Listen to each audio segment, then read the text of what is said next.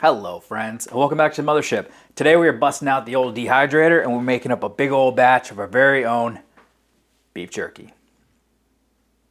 Let's get started. What I have here are some London broil steaks. These were on sale, so of course I bought all the ones I had, which was 3. So this is a little over 3 pounds worth of meat that we're going to do today. Now, I'm going to be using my jerky slicer, and my goal is to get about a 1/4 inch, then I'm going to pound it down to maybe about 1/8 of an inch. For me, I need it to be about the size of this chute.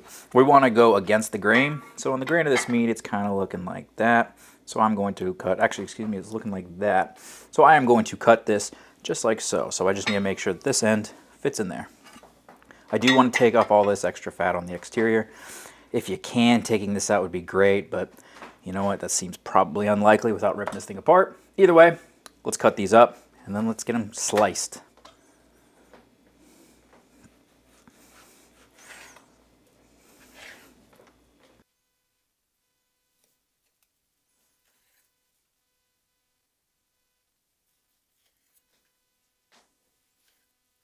Perfect. I did end up taking out that little connector tissue in there.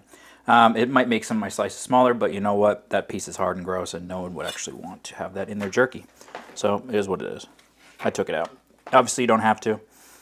You can also tell that this is a really nice cut of meat. These are prime, which is absolutely not necessary. And to be honest, sometimes I want it to be less fat. But this is what they had, and it was cheaper than buying choice. So we're going to stick with the prime. Now, let's get the slicer put together.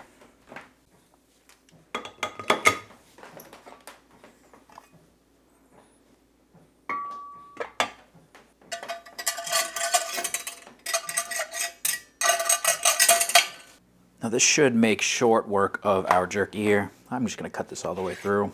Again, kind of wish I didn't do that, but it's fine. So just feed her in, give him a nice slice.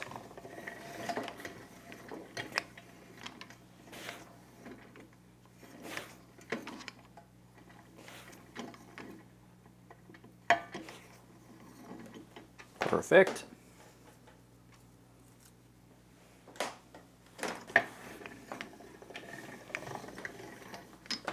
Perfect. Now I got this slicer on Amazon. I'll link it down below. As you can see, it just runs through this meat. It's pretty fantastic. It's so much easier. I used to do the whole take out a board and try to cut it thing, but this just makes my life so much easier. Now we're only doing about 3 pounds worth of jerky today, but if you're doing like anything of size, less than, you know, commercial grade where you'd want something electric, this thing does everything I'd possibly want it to do. Obviously very quickly, because we just ran through all 3.5 pounds. Done. Now I think it's time for us to get a marinade together.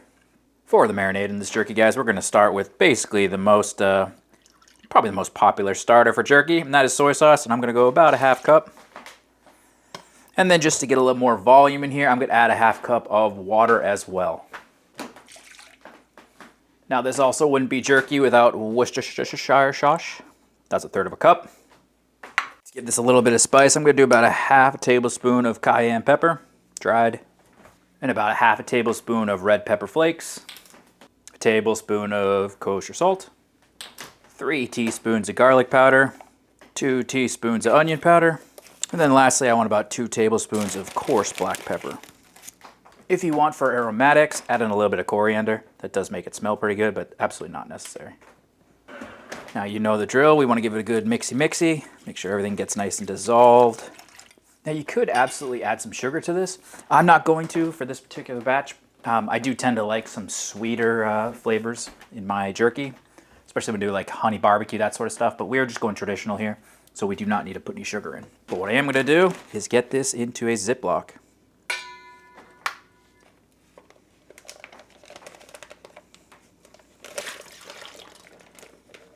And then quite simply, all that meat, it's got to go in here.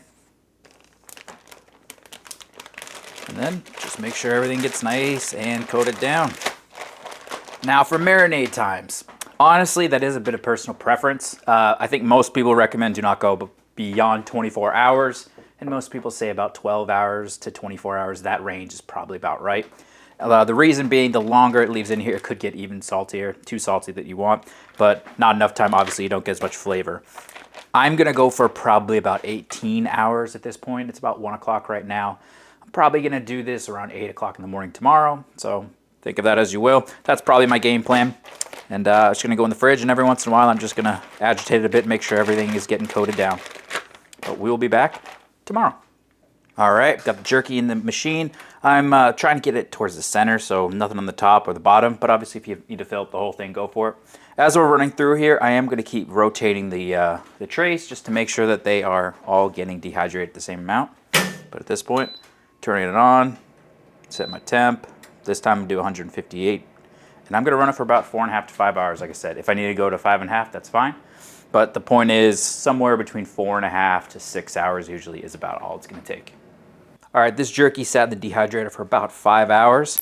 I just pulled it out, pulled one piece out, excuse me, let it dry out. Now we're just going to make sure it's done, which means we're just going to take a piece, we're going to bend it.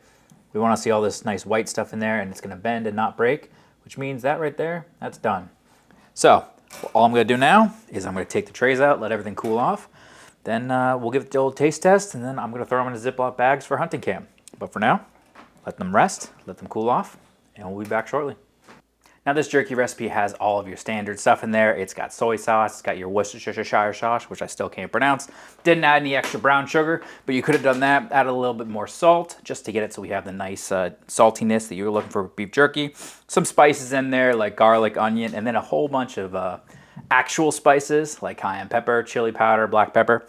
To be honest, it's probably on the spicier side, but you know what? I'm excited. Beef jerky is fantastic. This is a big batch that I'm doing for hunting camp, and I think it's time to give the old-fashioned taste test and see how we did.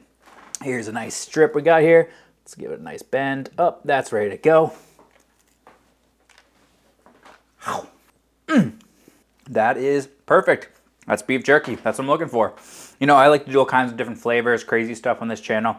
I like to do sweeter stuff. I like to do kind of fruitier stuff. I like to do all kinds of different stuff, and I'm sure you'll see some more recipes for beef jerky in the future. But this is just your standard beef jerky. This is what you're looking for when you grab that random, just original flavor bag off the shelf, except this is real meat that we did ourselves with no crazy preservatives. Fantastic. It's not a whole bunch of extra work. Honestly, the real trick is making sure that you get the right type of meat and you don't overspend for it, because spoiler, when you put in a pound of meat, on the other side, you're going to get like 40% of that back in jerky just from moisture loss and then trimmings. So it is an expensive thing to make, but you know what, if you get your meat on sale, and especially you're looking for not the fattier cuts anyway, you're looking for like those chuck roasts, those eye round stuff that's just pure meat, you can actually make it pretty cost effective, especially when you're looking for those sales. But for me, hunting camp starts soon. I wanted to bring a whole bunch of jerky for me and the boys. So we got a good start here. I'll probably make a whole bunch more, some different flavors. But honestly, I'd love to know from you guys, what do you do for your beef jerky? Do you make different flavors? Do you just go with the standard soy sauce and, you know, the standard flavors? Or do you do something else? Love to hear from you guys. Give me your recipe down below. I'd love to give it a try. Most importantly, get out there and cook some absolutely fantastic. And if you guys are into the whole hunting thing, good luck out there, guys. And I'll catch you all in the next UFO barbecue. Bye-bye.